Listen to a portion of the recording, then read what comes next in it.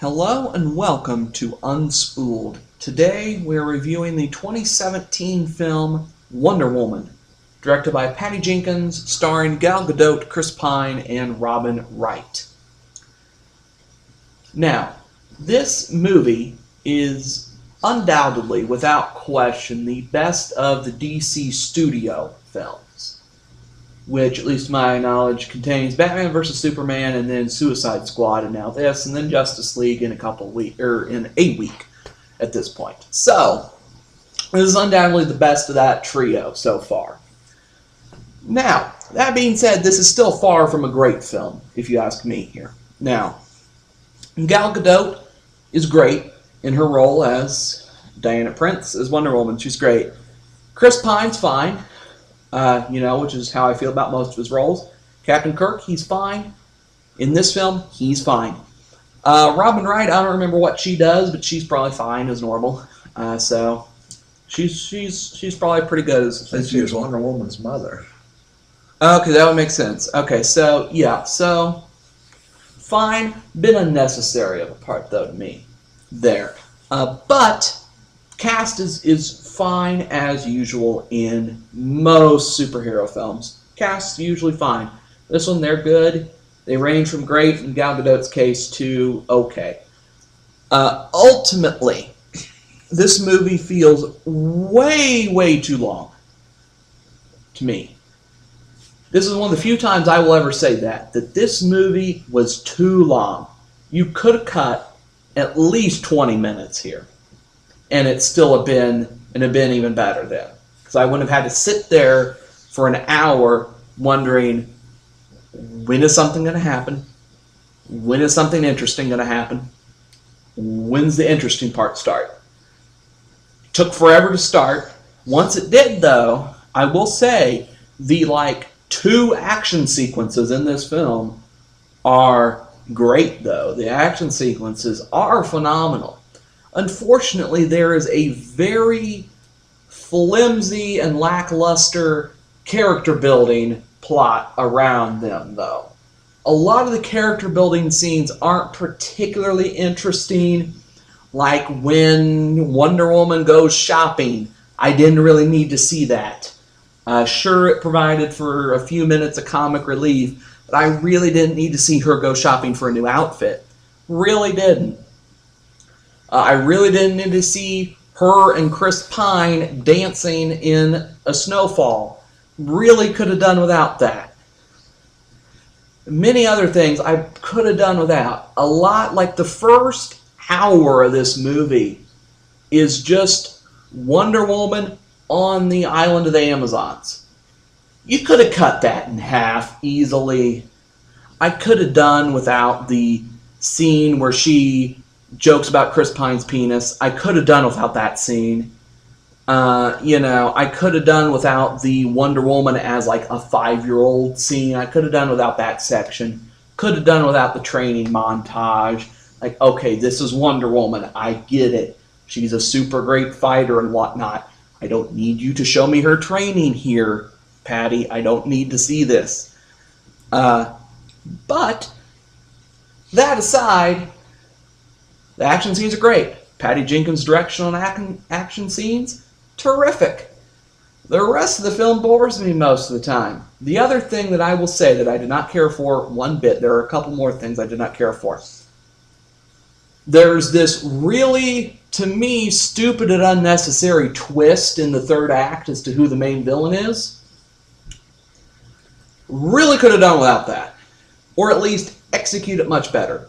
Because the twist, it isn't really a terrible twist. In theory, it's a good twist.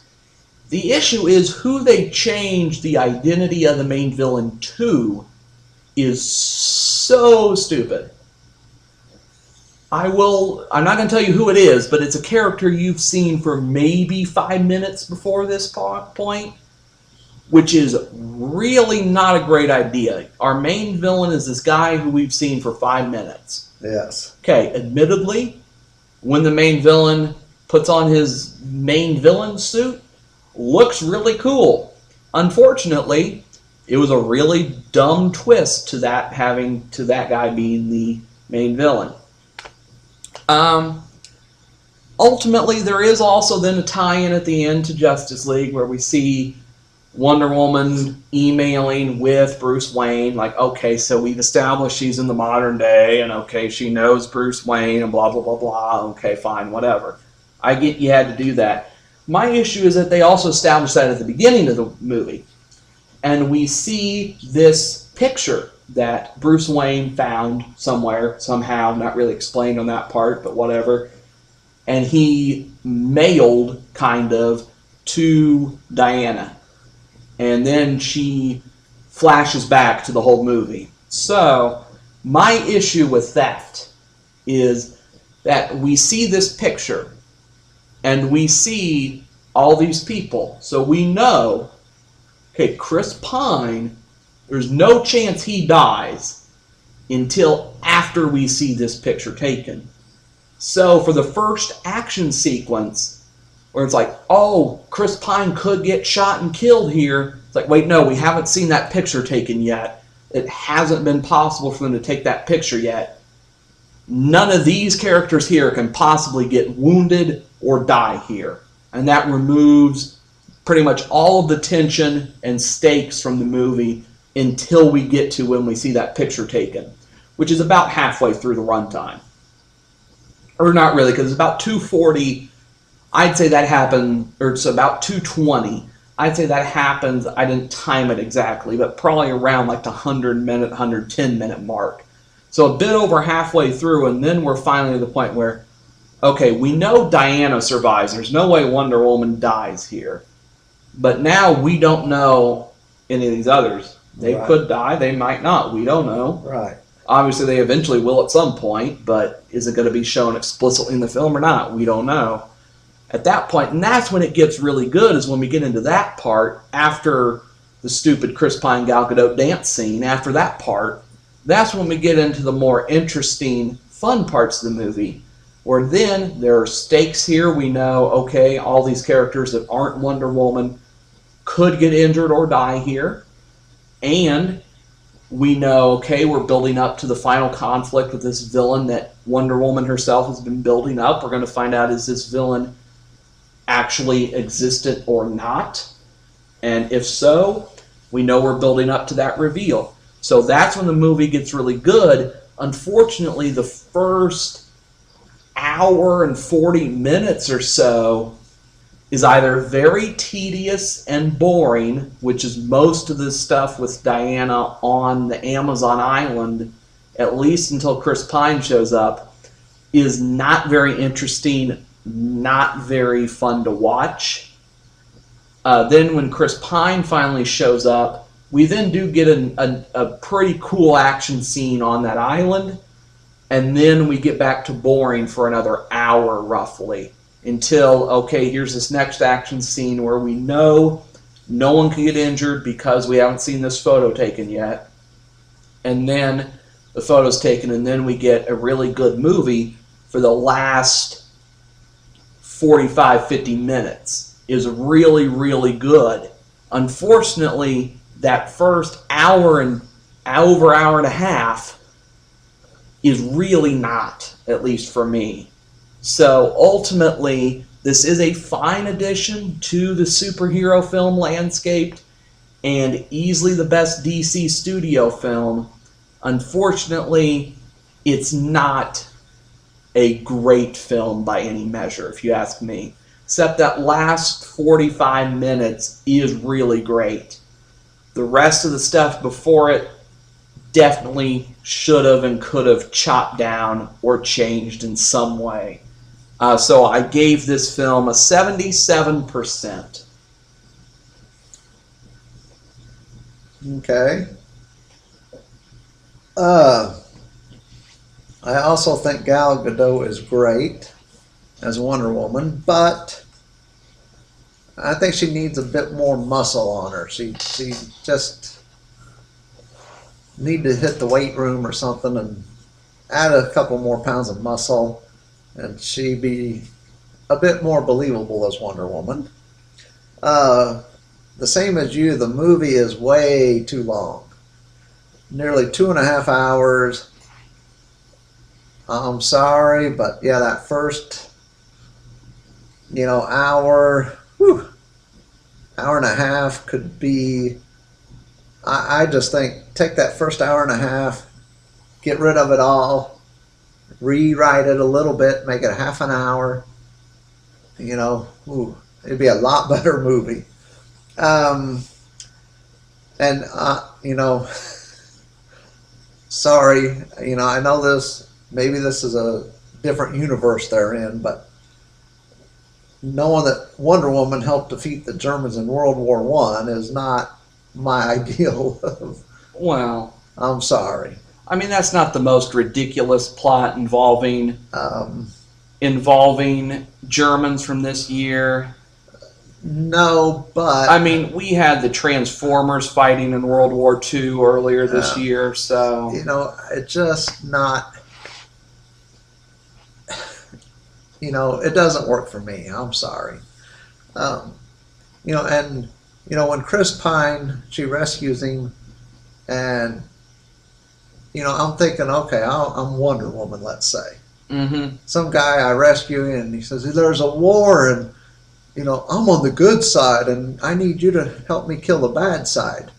Well, how do I know he may be on the bad side?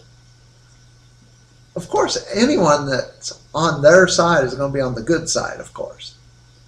If you're a German, if she would have rescued a German, they would have said they were on the good side, and she would have went and fought for the Germans.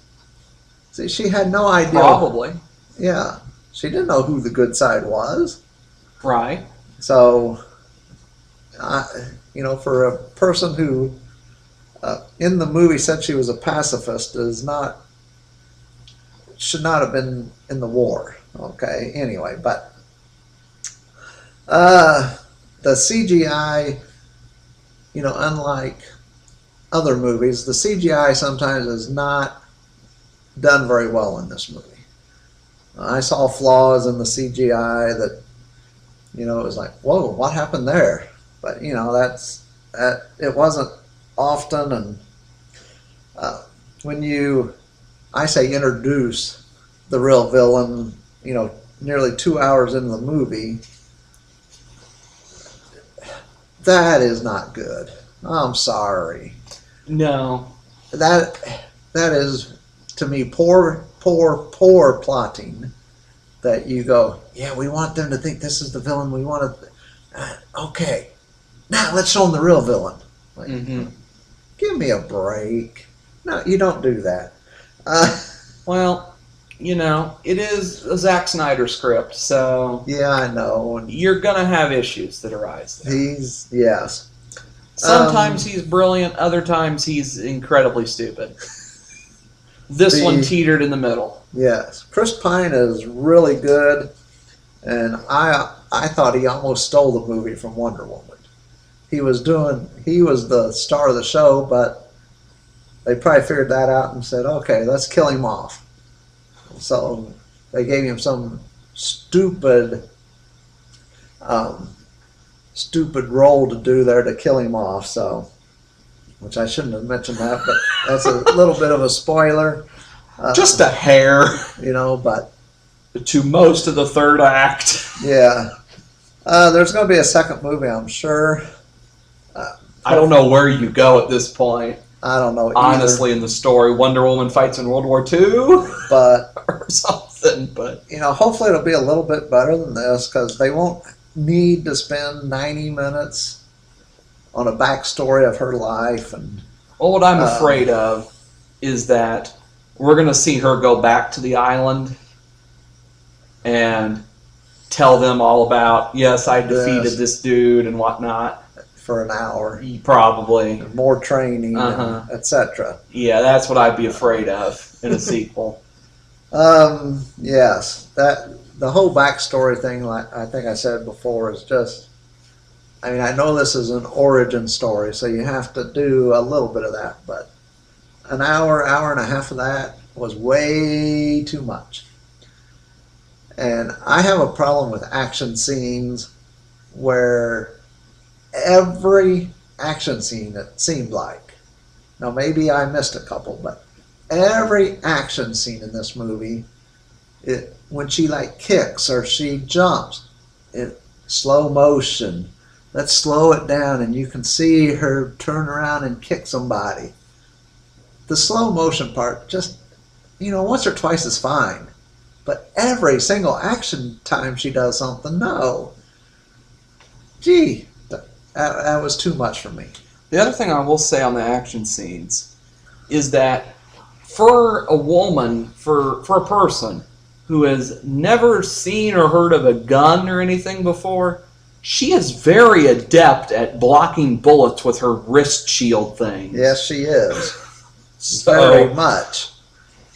So, I could go into detail on some of the problems of that stuff, but I won't because Well, sure. there's too many of those. Sure, well, we don't want to be here an hour. Or I don't. But you don't need to do slow-mo on every action scene. Sorry. So overall, I gave this movie a 78%. So barely ahead of you. It could have been a whole bunch better. So that will do it for this episode of Unspooled. Thank you for listening. I hope you enjoyed. If you did, make sure to subscribe to the channel for more great content like this. And until the next episode, goodbye.